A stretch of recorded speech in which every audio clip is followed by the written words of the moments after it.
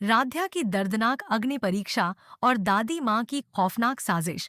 क्या राध्या की इस दर्दनाक अग्नि परीक्षा के पीछे दादी माँ की सबसे खौफनाक साजिश छिपी हुई है, या फिर मौली के धागे में छुपाए गए कांच के टुकड़े राध्या की जान के लिए खतरा बन जाएंगे?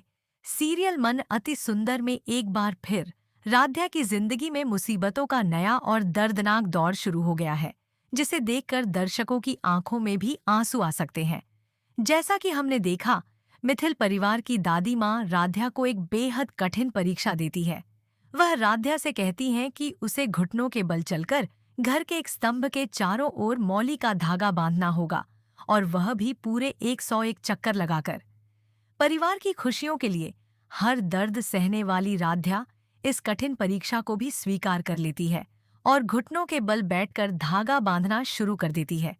लेकिन कहानी में असली खौफनाक मोड़ तब आता है जब राध्या को मौली के धागे से अपने हाथों में कुछ चुभता हुआ महसूस होता है।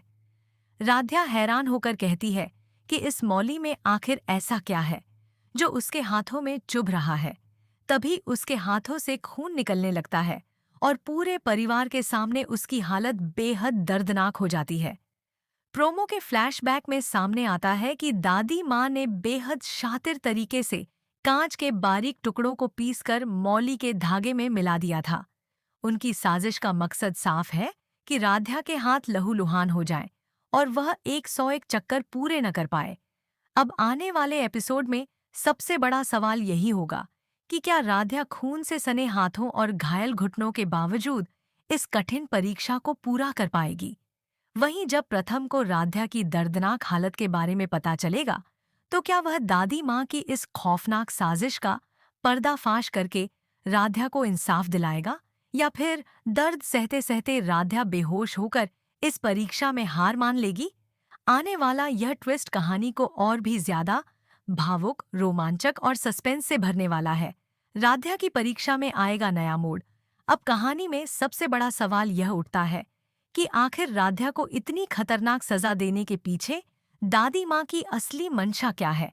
क्या वह सिर्फ राध्या को नीचा दिखाना चाहती है, या फिर उनके मन में कोई ऐसी बड़ी साजिश है जिसका खुलासा अभी बाकी है? राध्या के हाथों से लगातार खून निकल रहा होगा, लेकिन इसके बावजूद वह अपने परिवार की इज्जत और अपनी बात को पूरा करने के लिए पीछे हटने को तैयार नहीं होगी। वह दर्द को अपने चेहरे पर जाहिर किए बिना एक एक चक्कर पूरा करने की कोशिश करेगी, लेकिन हर चक्कर के साथ उसके घाव और गहरे होते जाएंगे। वहीं परिवार के बाकी सदस्य भी राध्या की हालत देखकर परेशान होने लगेंगे और उन्हें समझ आने लगेगा कि मौली के धागे में जरूर कुछ गड़बड़ है। इसी बीच प्रथम की नजर राध्या के खून से सने हाथों पर पड़ सकती है और वह तुरंत उसके पास पहुंचकर उसे रोकने की कोशिश करेगा। प्रथम के सामने जब मौली का धागा आएगा, तब उसके शक को और भी मजबूती मिलेगी।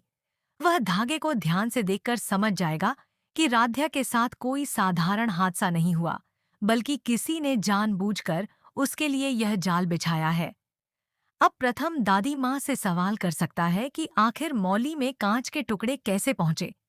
दादी माँ अपनी साजिश छिपाने की पूरी कोशिश करेंगी, लेकिन इस बार शायद उनका झूठ ज्यादा देर तक टिक नहीं पाएगा। दूसरी तरफ राध्या की हालत लगातार बिगड़ती जाएगी और वह दर्द के कारण लड़खड़ाने लगेगी।